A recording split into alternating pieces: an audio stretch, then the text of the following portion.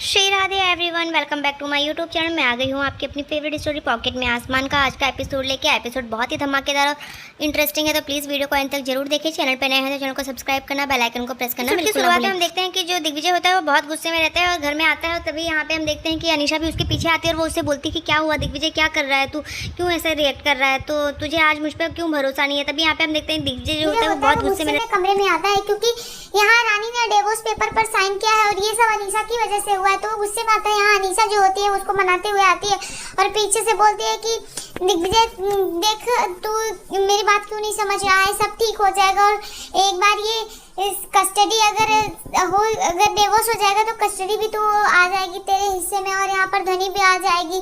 तो यहाँ पर ये सब चीजों के बारे में बात कर रहा होता है। तो दिग्विजय जो होता है वो गुस्सा हो जाता है और दिग्विजय को इतना गुस्सा आता है, तभी वो अनीशा को बोलता है कि सच में तुझे ऐसा लगता है मैं ही बेवकूफ था जो तुझे सही समझ रहा था। और तभी उसको सारी सच्चाई पता चल चुकी है यहाँ पर अनीशा के बारे में कि अनीशा की वजह से उन दोनों के बीच में दूरियां आई थी। तो यहाँ पर वो दिग्विजय जो होता है वो अनीशा को सुनाता है और बोलता है कि तुम अगर मेरा भला चाहती, मुझे ऐसा लगता था कि तू हमेशा मेरा भला चाहती, तू मेरे बारे में सोचती है, लेकिन मुझे अब पता चला कि तू मेरा भला नहीं चाहती, तुझे सिर्फ अपना फायदा दिखता है। अगर तुझे इतना ही लगता था तो तू हमेशा हम दोनों के बीच में नहीं आती। और रानी सच कहती थी लेकिन मुझे ही विश्वास नहीं आता था, मैं ही बेवकूफ था जो रानी से ज्यादा तुझ पर विश्वास किया। तो यहाँ पर अनीशा को बोलता है, तो अनीशा बोलती है कि तू इस बात से मुझसे गुस्सा है अगर तेरे बच्चे के मरने वाली झूठी खबर के बारे में, तो उसका तो मैं कुछ नहीं कर सकती, मुझे जो जिसने बताया मैंने वैसा ही बताया। तो यहाँ पर दिग्विजय को वो फिर से अपनी बातों में उलझाने की कोशिश करती है, लेकिन दिग्विजय जो होता है इस बार वो समझ चुका है। तो यहाँ पर वो अनीशा को बताता है कि तुम जैसा कर रही हो ना मुझे सब समझ में आता है, मुझे पता चला है कि तुम्हारी वजह से हम यहाँ पर रानी छोड़ के गए। अगर तुम सच में मुझसे प्यार करते हो, सच में मेरा भला चाहती, तो तुम उसी टाइम पे बताती कि 5 साल पहले हम दोनों के बीच में क्या हुआ है। और अगर उसी वक्त बताती तो मैं रानी को लेकर के आता और अपने पास मनाता, लेकिन तुमने तो बार बार वो मौका दिया और एक भी कसर नहीं छोड़ी ये याद दिलाने में कि रानी किस तरीके से मुझे छोड़कर चली गई और मेरा बच्चा मरा हुआ पैदा हुआ। ये सब चीजें तुमने झूठी अफवाह फैलाई और तुम इनमें सच साबित भी हो गई और तुम्हारा कामयाब भी हो गया मकसद। तो यहाँ पर वो इस चीज को बोल रहा होता है। तभी रानी यहाँ देखेंगे दूसरी तरफ की रानी जो होती है सोच रही होती है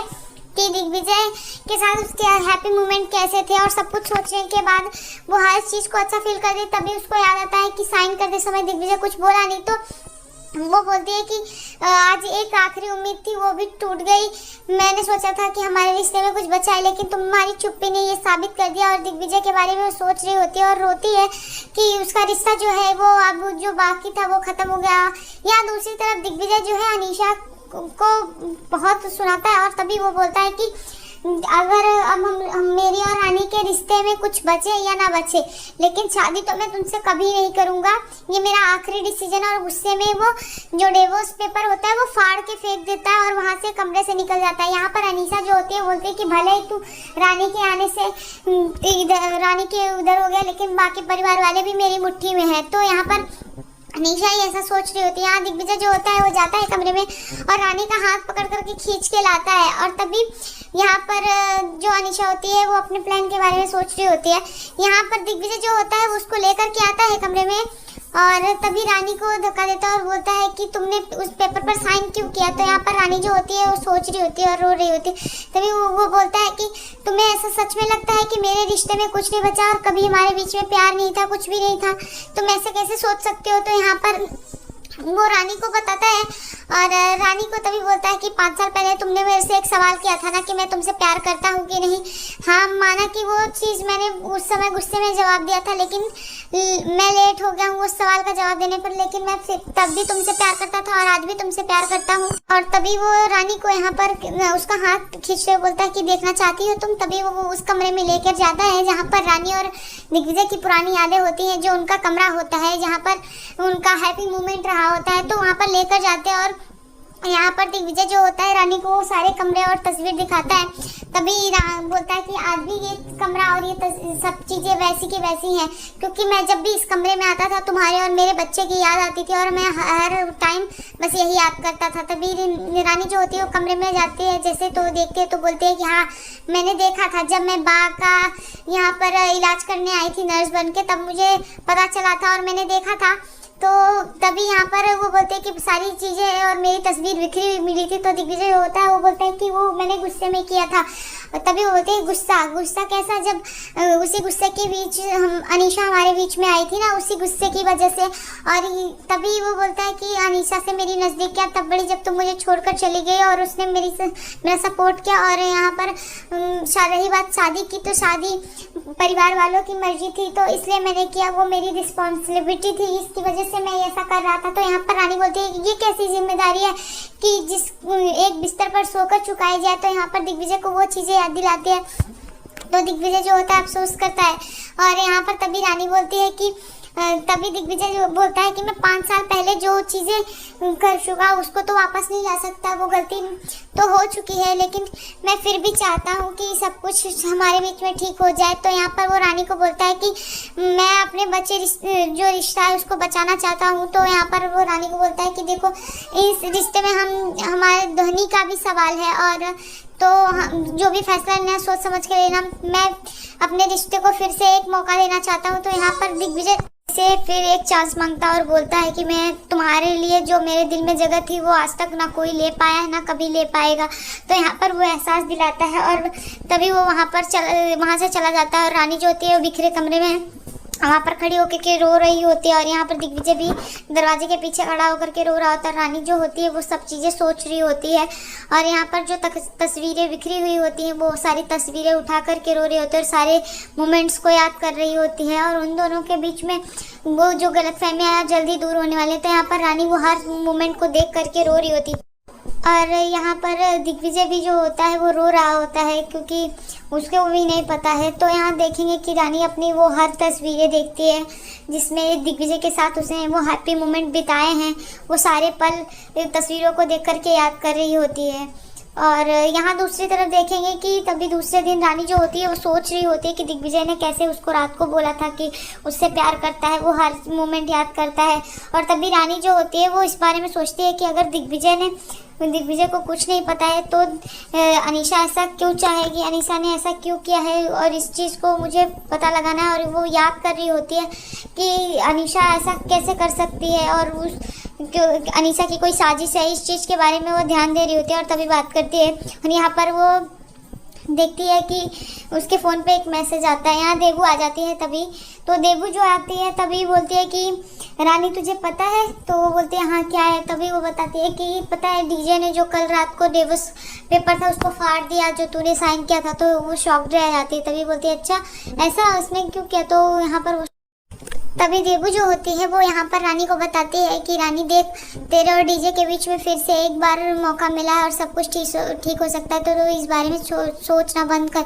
यहाँ पर तभी रानी देखती है कि टाइम हो गया है उसका हॉस्पिटल जाने का। तो यहाँ पर वो बोलती है कि तू छोड़ देगी ना धनी को स्कूल, तो बोलती है हाँ ठीक है। और वो वहाँ पर हॉस्पिटल के लिए निकलती है क्योंकि उसको पता है कि आज भी कुछ होने वाला है। तभी अनीशा देखती है कि यहाँ पर हॉस्पिटल में पहुँच गई होती है, और यहाँ पर जो नर्स होती है गीता वो बताती है कि उसको यहाँ पर सप्लाई करना होगा। तो यहाँ पर अनीशा घबरा जाती है और बोलती है कि हमारे पास तो इतना अवेलेबल नहीं है। तो यहाँ पर तभी अनीशा के पास फ़ोन आता है, और अनीशा जो होती है यहाँ पर वो उस सामान को पैक करने के लिए यहाँ पर जो इन्वेस्टर होता है वो यहाँ पर फ़ोन करके बोलता है कि अगर मैंने नहीं किया आपने तो मैं क्या कर सकता हूँ, क्योंकि ये गैर कानूनी काम है। तो यहाँ पर अनीशा जो है इस चीज़ से घबराई हुई है, वो लोग उसे धमकी देते हैं। तो यहाँ रानी जो है इस सवाल के पीछे पड़ी हुई है क्योंकि किसी भी तरीके से वो सच्चाई लाना चाहती है। तो यहाँ पर रानी पहुँचती है और जल्द ही वो वीडियो बनाने की कोशिश करते हैं। तभी पूछती है वो पाल से कि गीता आई है। तो यहाँ पर वो बोलते हैं हाँ अनीशा मैम के कैबिन में।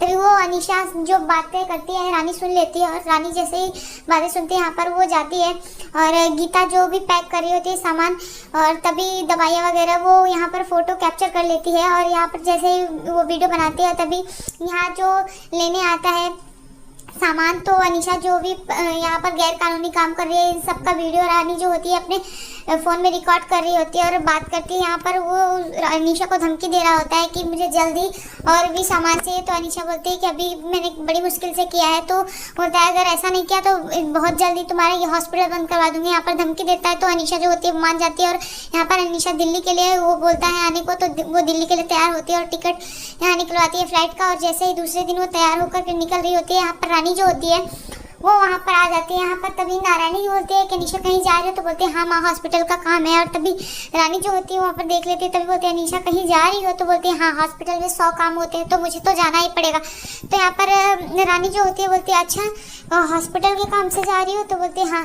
तो बोलते हैं अच्छा ठीक है, जाने से पहले तुम्हें किसी से मिलना है, कोई मिलने आया? तो बोलते हैं कि कौन मुझसे मिलने आया? तो बोलते हैं ठीक है अभी बताती हूँ। तो यहाँ पर वो घर के बाहर सभी लोगों को आवाज़ देती है, माँ पापा और सब लोग वहाँ पर आ जाते हैं, देवू ईशान पूरी फैमिली वहाँ पर आ जाती है। तभी अनीशा जो होती है बोलती है कि क्या है, कौन मुझसे मिलने आया? तो बोलते हैं ठीक है सब्र करो अभी बताती हूँ। तो यहाँ पर वो आवाज़ देती है और बोलती है पुलिस को कि आप लोग अंदर आ सकते हैं। और जैसे ही पुलिस आती है तो पुलिस यहाँ पर अनीशा को अरेस्ट करने के लिए आ जाती है। अनीशा बोलते हैं कि क्या बोल रहे हो? तभी यहाँ पर वो बोलता है कि गैर कानूनी धंधा करने के लिए और हॉस्पिटल से ट्रांसप्लांट करने के लिए मैं तुम्हें यहाँ पर गिरफ्तार करने आया। तो बोलते हैं अरे आपको कोई गलत फहमी हुई है और मैं ऐसा कैसे कर सकती हूँ, मैंने बहुत मेहनत की है सालों से इस हॉस्पिटल को बनाने में। यहाँ पर तभी वो दिग्विजय से बोलते हैं कि दिग्विजय तू तो जानता है ना कि मैंने कितनी मेहनत की है। तो दिग्विजय जो है वो तो पहले से इसकी बातों को विश्वास नहीं कर रहा है, तो यहाँ पर वो नहीं सुनता। तभी यहाँ पर पिंकी फिर से रानी को उल्टा सीधा बोलती है और बोलते हैं कि 5 साल पहले तुमने फिर से आरोप लगाया था और एक बार फिर से लगा रही हो। तो यहाँ पर तभी यहाँ पर देखते हैं कि जो नारायणी होती है वो भी शॉक्ड हो जाती है और पिंकी जो होती है वो भी इस बात को सुनकर के शॉक्ड हो जाती है। तभी यहाँ पर रानी जो होती है बोलती है कि मैं जानती थी कि आप लोग कोई विश्वास नहीं करें, इसलिए मैंने प्रूफ के साथ सब कुछ इकट्ठा किया। तो वो वीडियो दिखाती है यहाँ पर टीवी में चलाकर और सब लोग ये सब देख करके हैरान हो जाते हैं कि अनीशा कैसे गैर कानूनी काम कर रही है। और दिग्विजय जो होता है वो भी परेशान होते हैं। यहाँ पर पुलिस जो है अनीशा को गिरफ्तार करके ले जाती है और अनीशा गिरफ्तार हो जाती है।